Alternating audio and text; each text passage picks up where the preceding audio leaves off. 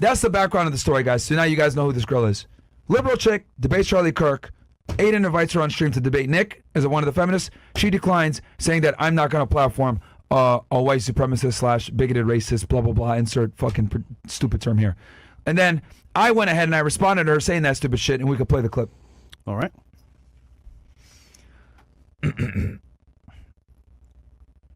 And I'll Bills, I'll have you pause because she makes a bunch of stupid accusations here. Thanks for letting me know. Hi, divas. So, in the mix of this whole thing with Aiden Ross, this other random person decided to call me out. This dude named Myron Gaines decided to comment on the situation. And I'm sure, as you can imagine, he said some very enlightened and really nuanced things. Just kidding. He called me a bimbo. Here's me. Here's him calling me a bimbo. Telling me to shut the fuck up, by the way. Pause. No. So, yeah. Notice how she didn't address anything I said before. I called her a stupid because, to substantiate that claim, you had a huge opportunity. They're platforming you, not the other way around. You're a nobody, right? Like, the way it works in the social media world, guys, is if someone bigger than you invites you to a platform, right, and you try to sit here and be like decline or some other bullshit like that, and then try to say, oh, well, I'm not gonna platform them, whatever. Like, they're doing you a favor, stupid. Like, this is not, like, you're the one benefiting. I mean, we see it on the show. Girls are like, oh yeah, I'm just here for you guys. But it's like, no, you have an opportunity to come on a podcast. It's like, we have a big platform. You can sell whatever you want to sell, basically. When they see you on the platform, it's like, it's opportunity. She had an opportunity too, and she wasted it. So exactly, and that's why I called her a stupid bimbo. And $20K. Because she missed a huge opportunity, and she's trying to cope and say, oh, well, I missed that opportunity because X, Y, Z.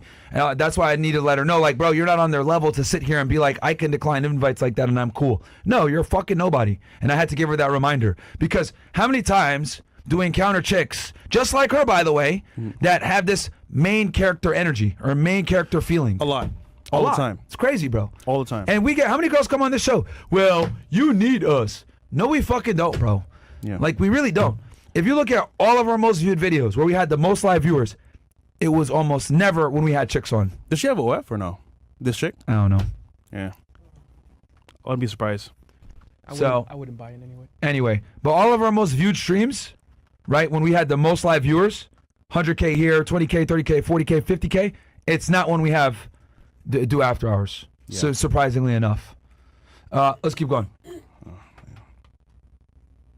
This caused me to do some extensive research. I googled him. Extensive research. It turns out he's the co-host of this podcast, and they're basically like marketing themselves as a dollar store version of Andrew Tate. Pause. Hi guys, real.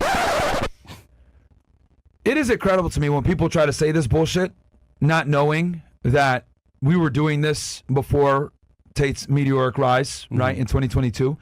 And a matter of fact, a lot of the clips that that went viral were when we did interviews with him, right? Like the big one I remember is like when he talked about Islam and how they don't stand for the bullshit, right? So, and I want to be very clear about this. Like, Andrew would have blown up with or without us because the guy has talent, very charismatic, etc. Great speaker. He would have blown up no matter what. But for people to sit there and say, oh, you guys are a dollar store version or whatever the fuck they want to say, as if like we weren't around already. Like, bro, what the fuck are you talking about? And they attack, literally, like, their arguments are attacking you as an individual versus your actual points. If you notice, every single time. The point I made was, you don't have the influence, right, or the clout to be talking like this. That is my stance. So therefore, you're a stupid bimbo for not going on.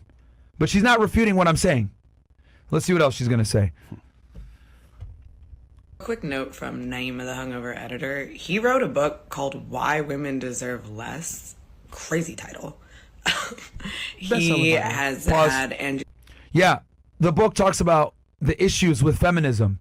I mean, take a look at yourself. You are the byproduct of feminism. You got ridiculous piercings. You don't shave your armpits. You bought in hook, line, and sinker into this leftist agenda that they've been using to propagandize you, right? And more than likely, you're going to have a very difficult time finding a man and building a family because the nuclear family is no longer the respected. You know what's funny? Women don't chase that anymore. After being lied to for so long, and they're so confident in their beliefs of feminism and being woke, it's like 35 plus, you're like, damn, maybe I should have went down a different path. But it's too late. Yeah. But she's And she's in her 20s, so she doesn't know better. Exactly. So the book actually talks about feminism and how it's affected the dating marketplace. Yes, it's an interest, because here's the thing, it's marketing. Catchy title. I released it on Valentine's Day, and I made the book short as fuck on purpose because they deserve it. So, right, it's huge. It's hilarious, right? So, so obviously she's going to get mad and triggered about that. But if you actually read the book, I give a very short and concise viewpoint of feminism and why it's a problem. Which, by the way, guys, the book is on Amazon right now. We could drop the link in the thing. Go pick yourself up a copy. It's cheap, like $20 or some shit, hardcover. So yeah. But you know what's funny about this whole video? After this whole debacle's done, people are gonna forget about her. It's like, she's trending now because of this whole response. But like after this, like, what does she have next? Other than a couple takes on you guys that is false anyway. I know she even did her research on us or even Aiden, because if she did the research, she would know that it's worth the opportunity. But 20K plus opportunity like this, most people jump at it like I'm in. So she's way over her head in her beliefs of who she is as a creator. I'll tell you that right now. Yep. Let's continue. Tate and Nick Fuentes on his podcast multiple times. He did this for them pretty hard. He hates black women. Plus, he openly calls them Let's ghetto. address this thing about people saying that I deride my friends, which I always find funny. So, and I talked about this yesterday, but I want to really like hammer this home. Anytime you have conservative values, right? Whether it's the promotion of the nuclear family, masculinity, men being protectors and providers, being a leader, etc., and this other shit. These things tend to be controversial in 2024. Yeah. Right?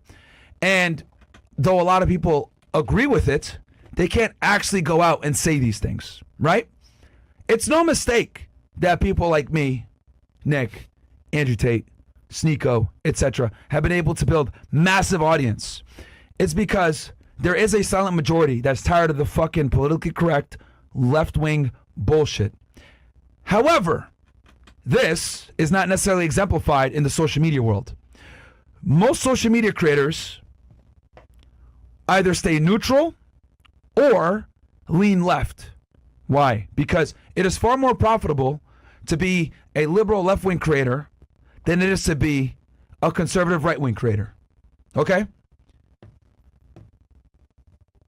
If you look at like people that get banned, people that get censored, demonetized, whatever it is, they almost always lean on the right. Very rarely do they lean on the left. Right? So when I show support for guys like Andrew, for Nick, or whatever like that, it's because there's not many of us, guys. Right? If you guys actually go out into the social media world and look at the majority of influencers, very few lean right. And there's a bunch of reasons for that. One of them is financial, because if you lean right, you risk getting deplatformed, banned, censored, demonetized, etc. So most creators are left-leaning, or if they don't lean anywhere, they stay in the middle and stay away from politics altogether. Many of them have come to me and told me I agree with everything that you say, but I'm not going to say that shit on my stream, right? So when I show support for guys that are like myself, that are controversial, lightning rods for the left to attack, etc., I show support because we think the same and there's not that many of us, and we're stronger together than we are apart. That's why I so strongly support guys like Andrew when they're getting, falsely accused. That's why I so strongly support guys like Nick when they're being called all these pejorative terms. That's why I strongly support guys like Sneako when he's talking about the importance of the nuclear family and conservative values. I support these guys so heavily, Crowder, everybody, even though I might disagree with them on some things, I support them because there's not many of us, guys. There's very few people that lean right in the social media world. So we got to stick together. So her trying to sit there and trivialize it as you're deriding. Well, look, you as a stupid liberal female don't understand the importance of loyalty and how that's an inherently masculine trait. Why is it an inherently masculine trait? Because before the advent of the fucking internet and social media and all these modern conveniences, right? We used to have wars. And for you to win the war and preserve you, your nation, and your people, you needed to stick there and fight. Okay? Every single guy on the line that you were fighting alongside, you needed to put the utmost trust, and loyalty to that individual. Loyalty is inherently a masculine trait. It's not really a feminine trait. It's a masculine trait, right? Because it's been tested since the beginning of time through battle and wars. So we've been able to kind of stray from that now because we live in a very civilized and safe and first world existence. Comfortable, yeah. So since loyalty, and that's why so many people say loyalty is like, it's so hard to find it. Why? Because we don't have to put it through the test anymore through violence of wars. So this is why it's a masculine trait, and this is why it's been respected for so long, because if you're loyal and you want to pick up a sword and fight alongside your brother, that means that both of you are working together to preserve your people, preserve your nation, preserve your religion, preserve your culture. That's an admirable trait. But obviously a like this doesn't understand that, because women don't understand the concept of loyalty when it comes to putting yourself on the line regardless of the potential outcome. They don't get that. Because, and I don't blame her for this, that she doesn't get it. Because women don't fight wars. Women don't engage in conflict. They're not as risk tolerant as men are. They're risk averse, if anything. And they don't care either. And they don't care. Yeah. So for her to say that, if anything, exemplifies the female mindset and the female talking points of, you know, this guy is a D-writer, blah, blah, blah. When in reality, no, it's called loyalty, you dumb bimbo. You just don't understand it. Shout out to 1775 Coffee. This is another reason why a lot of creators are females, bro. They don't ever like go past that plateau of getting a certain amount of followers, because to them it's like, okay, I can wing this on the fly and not understand how this shit actually works. And if you understand how things work, collaborations do a big number for your, you know, platform, for yourself as a creator, for your audience. So for her to say no to this, I'm just like, bro, and 20K, you are literally insane. She's stupid. And then for her to sit there and try, like I said, to use the concept of your D-writing when in reality I'm just showing support and being loyal to my friends that support me, like Andrew, Nick, all these guys, they've said good things about me, man. Like when they didn't have to, right? So I support them, they support me. So, you know, haters gonna hate, man. Haters gonna hate. Yeah. But I don't expect her to understand this shit because she's a woman, and on top of that, she's a lefty female, right? What's up next? Let's continue. Oh yeah, I hate black women. You want to address this one first? Well, that's not true. She said that the podcast hates black women. Well, that's not true at all. I believe that dabbling in the dark every now and then is fine. You know, like we dabble in the dark every now and then. But to be fair though, they took this one clip of us talking about an app called Blacked, and they said that we hate black women because we made fun of the girls on the app. When in reality speaking, like if you are if you're like in our current scenario right now, and you have the dating app, for example, like Blacked, you don't want to date, you know, certain types of ghetto chicks, bro. You just don't want to. So we made a joke about that, and it's get to a whole nother level. And Andrew Schultz tried to ambush us on that topic, a bunch of other people too as well. And it's just like, yo, bro, we obviously make fun of everybody. So to just single out on black people that we hate is you trying to put a narrative that's not true. So listen, bro, at the end of the day, we don't partake in certain things, and it just happens to be that we don't really date black girls. That's it. Let's see what she says. Check this out. So hit play, and let's see what she says after this, because it's hilarious. Cool. And all kind of crazy stuff on his podcast. Yeah. Now, content like this is especially bad. Pause, because she mentioned that, because I said that they're ghetto. Look. You ain't lie though. Yeah, but like I have an issue. I don't like ghetto people. Whether they're black, Hispanic, white, whatever. No matter who it is. I mean, okay, I've been extremely critical of Bad Baby for being a ratchet ass, but she's white. Where's the uproar there? I cook her on X all the fucking time.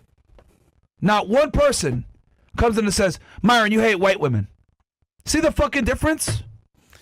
Because they don't necessarily care that I'm calling a ghetto thought. They care that they can use me calling her a ghetto thought to substantiate a claim that I'm racist towards black women. That's what they care about. When I criticize Hispanic women for being ratchet thoughts, nobody gives a fuck. How many times have I said on this podcast, you're a ratchet, whatever the fuck it is, and she's not black at all. But no one ever clips that or uses that and says, oh, you hate Hispanic women, or you hate white women. Or Asian. Or Asian. Only black. God forbid though that like we actually had that stance. Why would they come on the show? Why would they even be here? Like they wouldn't be here at all. So that argument is just funny because it's like you want to paint us in this light, but you have no idea what we actually do or believe in. You just assume from a clip. So I have an issue. This is what it is. I don't hate black women. I hate ghetto people. It just so happens that a lot of women tend to be ghetto. Ta-da! could be the music, could be the environment, could be their parents. It's fucking pattern recognition. Yeah. Right? And again, this is what liberals do, right? Higher IQ people, as a matter of fact, it's a component of an IQ test. Higher IQ people are able to recognize patterns, right? They notice that a certain group of people tend to have a certain trait. So stereotypes are a very healthy human response to recognizing patterns of behavior, right?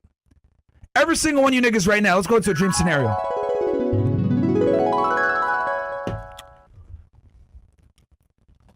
12 o'clock midnight, you're walking down the street in Brooklyn, New York. You see 3 black men approaching you with Nike sweatsuits on. What are you doing? Option A, continue walking down the street. Or option B, you're going to cross the street and try to avoid them. Let's go ahead and see what the poll's going to say. Option A, continue walking. Option B, cross the street, and say, yeah, I'm going to go this way. What y'all niggas doing? It's pretty obvious, but let's see what they say. I want to see what the audience is going to say. I wish I had some Jeopardy music here. We got a B. We got another B. All B's. All B's, right? All you niggas are racist. All you guys are fucking racist. That was easy. Bigots, racists, biased, fucked. Right? How dare you? But no, that's absolutely, right? It's an absolutely logically sound decision to make given the circumstances. Let's talk about some facts. The black population is only about 15% of the U.S. population, right? If you cut that in half, that's maybe what, 6 to 7% of those being black men? Yeah. They're responsible for like 60% of the violent crime. So, is pattern recognition racist now? That's the fucking truth, right? Does that mean that all black men are criminals and violent individuals? No. We're black. We're black too. But calling it out makes you racist. It's a fucking fact, man. So when people try to say this bullshit about, oh, well, you don't like black women, blah, blah, because they're ghetto, blah, blah. No, I don't like certain behaviors. And it just so happens that certain behaviors tend to be attributed to certain groups of people more than others. Ta-da! Ta-da! Fucking cry about it, bro. Fucking cry about it. I love when they say, you must hate all black women because you Incredible. said this one truth about some of their race. No, we just said some people have these tendencies where we don't like. And guess what? It's my life. If I don't like it, fuck you. And here's another thing. You know what's interesting? We'll have some fun with this real quick, right? Like, let's rewind the scenario. Let's say it's me, Fresh, and Bill's walking down the street, and we see somebody coming towards us. Why you throw me in it? Because you look like a nigga, bro. God. Yeah, So- I'm not like dreads. Yeah, you a nigga, bro. Yeah, dreads, bro. So let's say we're walking down the street. Someone sees us. We like That you, guy though. crosses the street. Am I gonna get mad? No. No. I wouldn't get mad, right? Because I'm able to look at his behavior, be objective, say, okay, given the data out there, there's a likelihood It makes sense. that we could do something to him. So he's moving accordingly. I wouldn't get angry at him. I'd be like, fair enough. I wouldn't get offended.